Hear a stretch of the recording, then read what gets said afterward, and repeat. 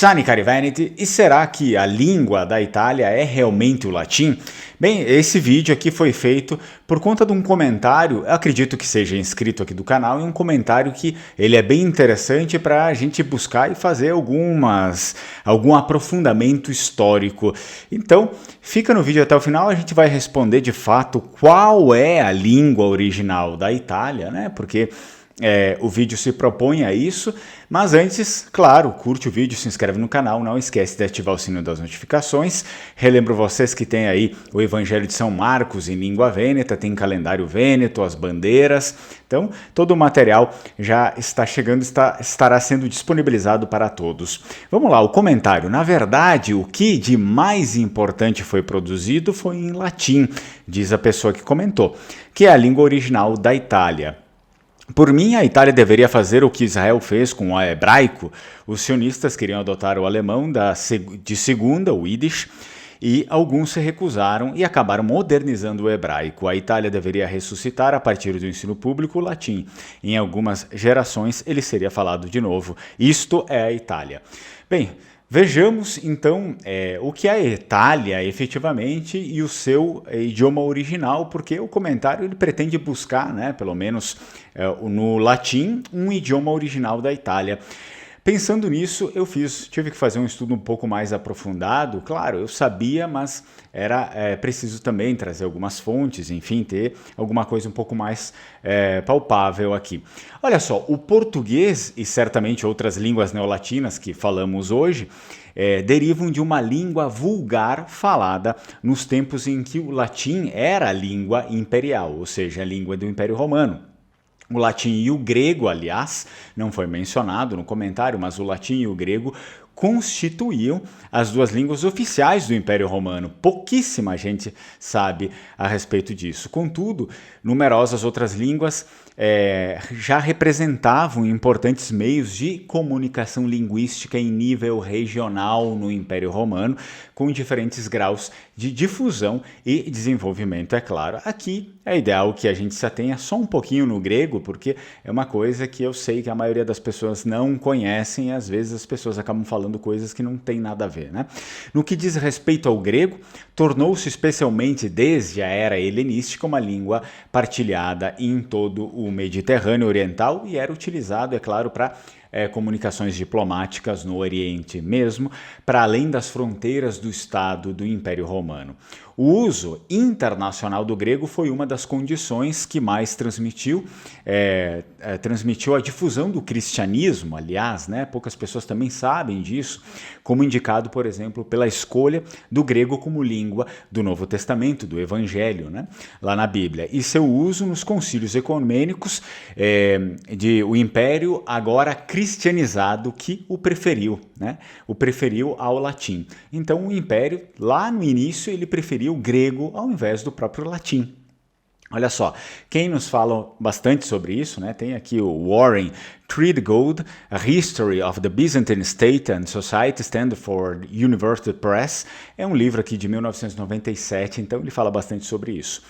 E outra curiosidade, o imperador romano Cláudio, ao discursar no Senado, recorre frequentemente ao seu bilinguismo, bem como ao comunicar-se com embaixadores de língua grega. Esse aqui também traz, né? Quem traz isso é o Bruno Rocchetti, Language Policies in the Roman Republic and Empire, e num discurso relatado por Suetônio, o imperador Cláudio definiu o latim e o grego como nossas duas línguas. Isso aqui quem disse foi um imperador romano, lá no início, né? E quem nos traz é um autor que chama-se Suetônio, que é lá de um livro da vida de Cláudio, né? Precisamente lá na página 42. E o uso de dois secretários imperiais lá para o Império Romano, né? O uso de dois secretários, um para o grego e outro para o latim, remonta ao seu reinado, ao reinado de Cláudio. Aqui, outra vez, o próprio Bruno Rocchetti fala-nos a respeito disso, assim como Li, enfim. Bem, a realidade do latim no Império. Agora é importante que a gente vá se aprofundando um pouco mais, né? Vamos lá para o Império. Agora o latim. Na Antiguidade, no interior do Império Romano, né? Ou seja, lá no interno, nem todos e nem sempre falava-se latim assim como se estuda hoje em dia. O latim, hoje estudado, era uma língua culta que usavam as pessoas da igreja quando o cristianismo foi liberado, é claro, e os políticos ou também aqueles que eram encarregados da cultura imperial. Depois de todos os habitantes masculinos nascidos livres terem sido universalmente emancipados em 212 depois de Cristo, um grande número de cidadãos romanos não teria conhecimento do latim. 212 depois de Cristo, tá? Embora se esperasse que adquirissem pelo menos um conhecimento simbólico da língua e o latim continuasse a ser um símbolo das romanitas. Quem nos traz bastante sobre isso é um autor chamado Adams, no seu livro Romanitas and the Latin Language. Então, portanto, vocês podem verificar também um extrato social constituído por comerciantes, artesãos e camponeses, certamente não falava aquilo que hoje conhecemos por latim, o latim que é ensinado hoje em dia. Então, os próprios soldados romanos, aliás, levavam para outros territórios uma língua já bem diferente do latim, desse latim de hoje, né, que conhecemos, a qual, inevitavelmente, transformava-se e se diversificava ainda mais com misturas das falas locais, principalmente as falas dos lugares muito afastados de Roma.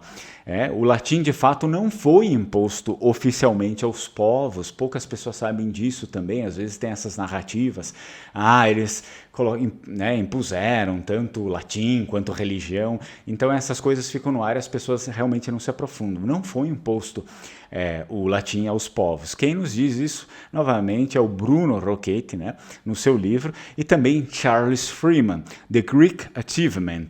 Então, o latim não era um requisito, na verdade, fundamental para a cidadania romana, e não havia nenhuma escola estatal que o favorecesse como meio de educação e que ensinasse, né, que tivesse uma forma padronizada para ensinar o latim.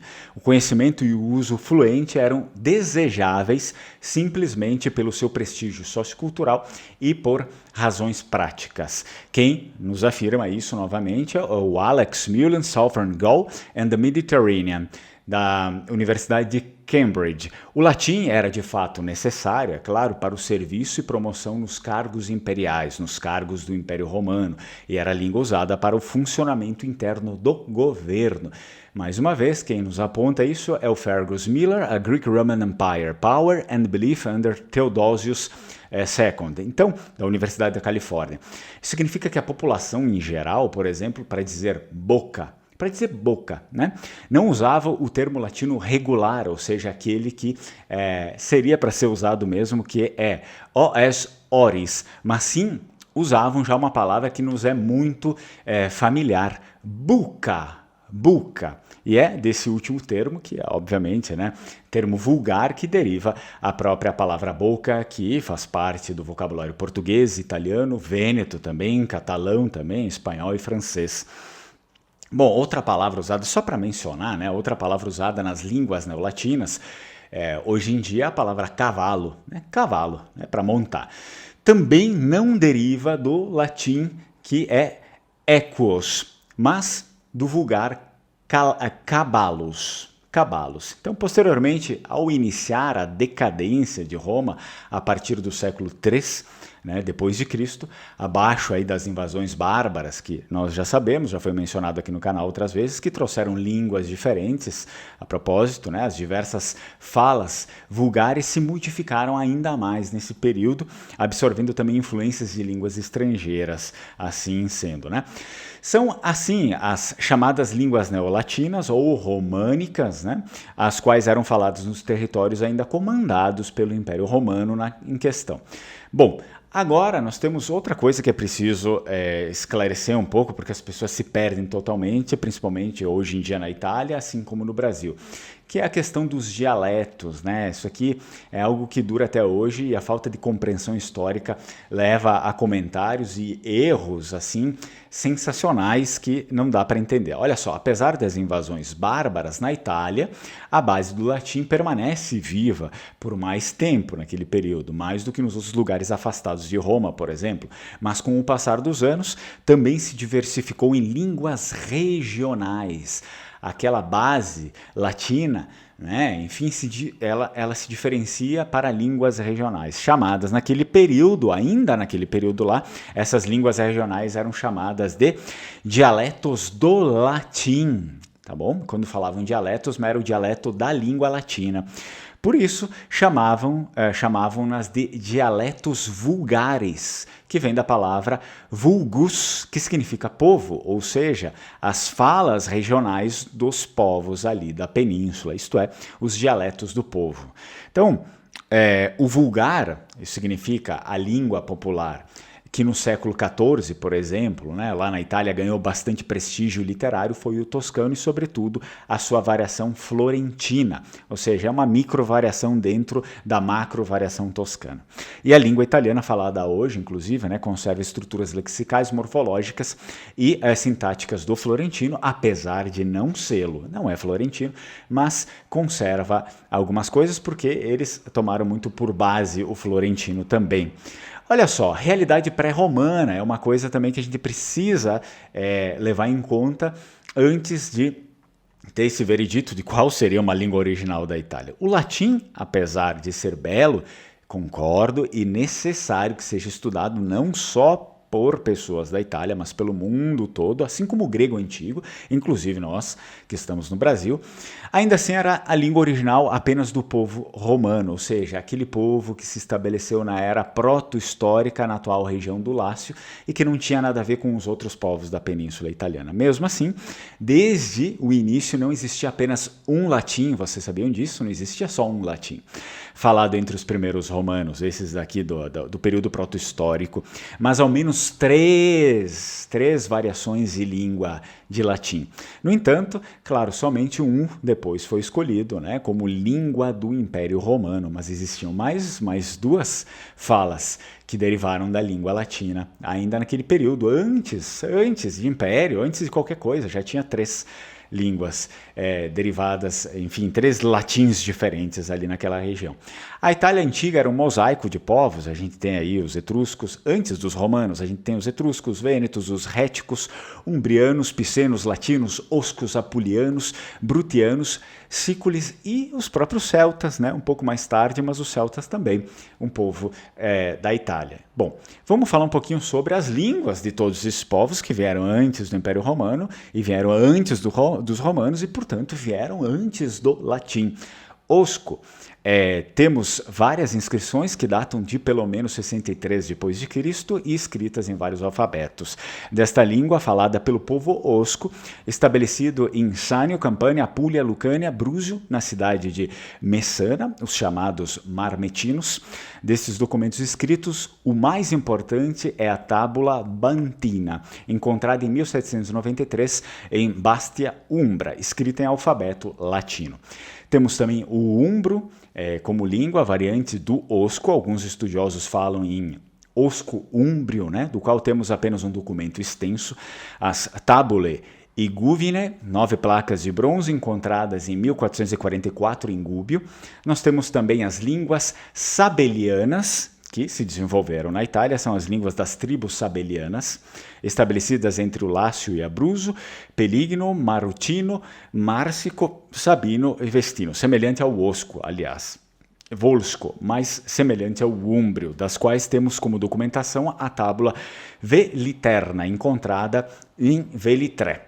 Depois, é claro, nós temos o Vêneto, né, falado ao longo do norte do Adriático pelas tribos da Ilíria, mas também na Ligúria e no Lácio, É uma língua que tem semelhanças com o latim, o ilírio, mas também com o germânico, o celta e o balto-eslavo. Temos mais de 500 inscrições encontradas até os dias de hoje. Temos o próprio ilírio também, que fazia parte da realidade da Península Italiana. Os dialetos ilírios eram falados nas costas orientais da Itália, evidenciados por nomes de lugares, nomes de pessoas e tribais. Temos cerca de 200 inscrições encontradas principalmente lá no Vêneto, né? Na região do Vêneto. O céltico, as populações celtas, ou assim os chamados os gálatas, né? Mudaram-se da Europa Oriental, o Danúbio, para o extremo oeste da Espanha, principalmente para as ilhas britânicas. Temos inscrições da língua celta, que por sua vez pode ser dividida em diversas línguas de vários povos de origem comum. Reconhecemos então o amplo substrato celta na toponímia, especialmente no noroeste da Itália. Lepôntico, falado pela tribo Leponze, da qual derivam etimologicamente os Alpos Lepontinos. Vestígios foram descobertos perto de Bellinzona, era uma língua semelhante ao gaulês, porém discute-se se era um dialeto celta ou de origem da Ligúria mesmo em terras celtas, né? O chamado celto-liguriano. Depois nós temos o sículo, dele apenas algumas inscrições, nomes de pessoas e lugares, ligações com ilírio e itálico são observadas. Os sículos talvez emigraram da Gália Cisalpina para o leste da Sicília. Também temos a realidade de línguas não indo-europeias dentro da Itália. Começamos com a primeira delas, que é o rético, língua usada por um grupo de tribos muito diferentes estabelecidas no arco alpino central, centro-oriental. Certamente não indo-europeu, apontam pelo menos muitos estudiosos, e de substrato mediterrâneo. Mas dele temos poucos elementos linguísticos dos quais há uma espécie de afinidade com o etrusco, especialmente na toponímia. O Ligure, ou Ligure, inicialmente utilizado por uma população do Mediterrâneo Ocidental, depois estabeleceu-se desde o Vale do Pó até a Etrúria, e talvez também na Córcega e na Sicília. Segundo alguns, seriam os Siculi. Língua autóctone em duas camadas, uma mais antiga, não indo-europeia e mediterrânea, e a outra mais recente, com muitos traços de superstrato indo-europeu devido à fusão com os celtas celto-ligúria, que deixou elementos na toponímia da atual Ligúria e Piemonte. Por último, das línguas não indo-europeias, temos o próprio sardo, povos pertencentes à linhagem mediterrânea, que deu origem à chamada civilização dos Nuraghi, a qual seguiu o domínio greco-púnico e depois o domínio romano. Deixou um substrato mediterrâneo pré-indo-europeu, ao qual foi adicionado o púnico, por sua vez o substrato do grego e aí do latim. Línguas de origem incerta, que até hoje há uma discussão muito grande na Itália. Sicano, falada na Sicília Ocidental, a sua origem europeia não é certa, até porque o seu conhecimento se baseia em muitas poucas inscrições, das quais parecia possível derivar a hipótese de que se trata de uma língua an-ariana, ou seja, não indo-europeu, mas com traços mediterrâneos. O Elimo, ou Élimo, não estou certo da pronúncia, presente no extremo oeste da Sicília, talvez língua indo-europeia. E, por fim, o próprio etrusco. Temos várias inscrições funerárias ou votivas da língua etrusca, ainda falada na era republicana romana tardia, se não mesmo imperial. Azulejo de Capua, chumbo de Maliano, tipos de Perúdia e bandagens da múmia de Zagreb, bem como vários empréstimos para o latim, especialmente na língua da religião, do entretenimento e dos jogos. A conclusão é, claro, a Itália nunca teve só uma língua, nem hoje tem, né? E portanto é necessário observar aí as diferenças culturais antigas e riquíssimas que constituem a independência dos povos para que, de certo modo, não sejamos levianos com o objeto da questão. Na Itália de hoje, só para constatar aqui, existe o tal do ginásio, uma vez também se chamava no Brasil ginásio. É um ensino secundário, eles ainda chamam hoje em dia lá, onde os alunos, aliás, aprendem latim e grego antigo. Essas duas línguas não deixaram de ser estudadas, principalmente lá, mas a gente acabou de ver que não existe uma língua original da Itália, existem várias línguas, até mesmo porque a gente sabe que não existe um italiano, existem vários povos que constituíram a Itália de etnias diferentes, culturas diferentes e línguas diferentes, inclusive a nossa, os vênetos. Espero que eu tenha esclarecido um pouco a questão, é muita informação, mas pelo menos a gente aprende um pouco a mais do que a menos. Bem, nos vemos no próximo vídeo. Tchau, tchau, Strucon.